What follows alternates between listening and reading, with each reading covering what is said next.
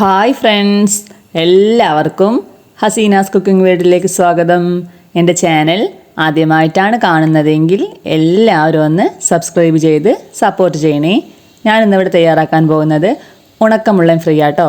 എല്ലാവർക്കും റെഡിയാക്കാൻ എടുക്കാൻ അറിയായിരിക്കും, എന്നാലും എൻ്റെതായ രീതിയിൽ ഞാൻ എങ്ങനെയാണിത് നല്ല ടേസ്റ്റോട് കൂടിയിട്ട് റെഡിയാക്കി എടുക്കാൻ നോക്കിയിട്ട് വരാം.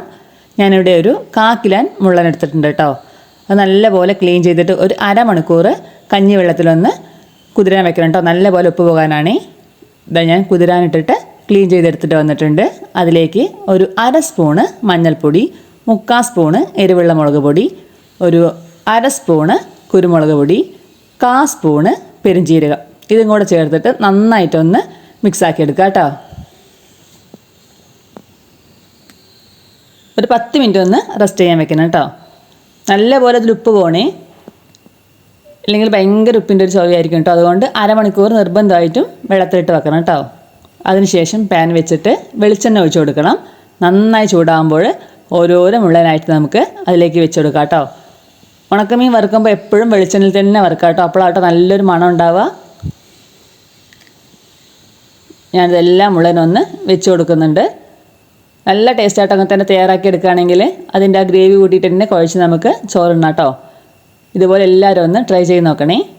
സിമ്മിൽ വെച്ചിട്ട് നല്ലപോലെ ഒന്ന് നമുക്കിതൊന്ന് വേവിച്ചെടുക്കാം കേട്ടോ. ഇത് നല്ലപോലെ മുരിഞ്ഞു പോകരുത് കേട്ടോ. നമുക്കിങ്ങനെ പിച്ചിയാൽ കിട്ടണം, ആ ഒരു വേവേ പാടുള്ളൂ കേട്ടോ. ഏകദേശം ഒരു സൈഡ് മുരിഞ്ഞ് വരുമ്പോൾ നമുക്ക് പതുക്കെ ഒന്ന് തിരിച്ചിട്ട് കൊടുക്കാം കേട്ടോ.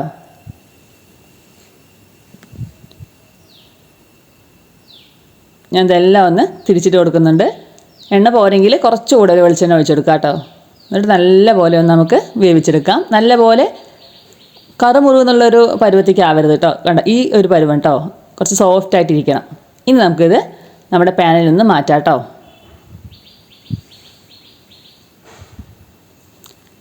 ഞാൻ പാനിലേക്ക് തന്നെ ഒരു സ്പൂണ് വെളിച്ചെണ്ണ കൂടെ ചേർത്തിട്ട് അതിലേക്ക് കുറച്ച് വെളുത്തുള്ളിയും ചെറിയുള്ളിയും കറിവേപ്പിലയും കൂടെ ആവശ്യമായിട്ടുണ്ട് കേട്ടോ. അതെല്ലാം നമുക്ക് ആ എണ്ണയിലേക്കൊന്ന് ഇട്ട് കൊടുക്കാം. ഇനി ഇതിൽ ഉപ്പിടേണ്ട ആവശ്യമൊന്നുമില്ല കേട്ടോ. നമ്മുടെ ആ ഒരു മീനിൻ്റെ ഉപ്പ് തന്നെ ഉണ്ടാവും, ആ ചട്ടിയിലൊക്കെ പിടിച്ചത് ആ ഒരു മസാലയിൽ തന്നെ ഉപ്പുണ്ടാവും. അതുകൊണ്ട് ഇനി ഇതിൽ ഉപ്പിടേണ്ട ആവശ്യമൊന്നുമില്ല. ഇത് നന്നായിട്ടൊന്ന് വഴറ്റിയെടുക്കാം കേട്ടോ. നല്ലപോലെ വഴറ്റേണ്ട ആവശ്യമില്ല, ഒരു ഹാഫ് കുക്കായാൽ മതി കേട്ടോ. ഇതുണ്ടോ, ഇതുപോലൊരു പരുവാകുമ്പോൾ നമ്മുടെ ഫ്രൈ ചെയ്ത് വെച്ച മുള്ളനില്ലേ, അതെല്ലാം ഓരോന്നായിട്ട് ഇതിൻ്റെ മുകളിലായിട്ട് വെച്ചെടുക്കാം കേട്ടോ.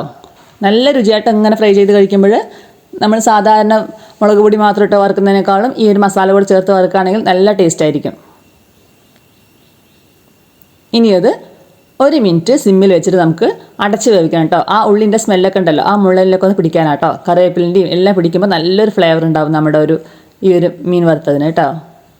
ഇനി ഇതുപോലെ തുറന്നിട്ട് നല്ലപോലെ ഒന്ന് മിക്സാക്കി എടുക്കുക. ആ ഉള്ളിയും കറിവേപ്പിലയൊക്കെ മീനിൻ്റെ എല്ലാ ഭാഗത്തും ഒന്ന് പിടിക്കണം കേട്ടോ.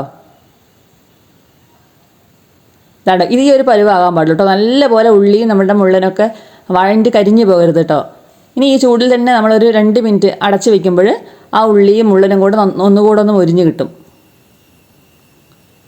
ഈ ഒരു പരുവം ഇതാണ് കേട്ടോ കറക്റ്റ് പരുവം. അങ്ങനെയാകുമ്പോൾ നമ്മൾ എടുത്ത് കഴിക്കുമ്പോഴും നല്ല രുചിയായിരിക്കും കേട്ടോ. എല്ലാവരും ഒന്ന് ട്രൈ ചെയ്ത് നോക്കണേ.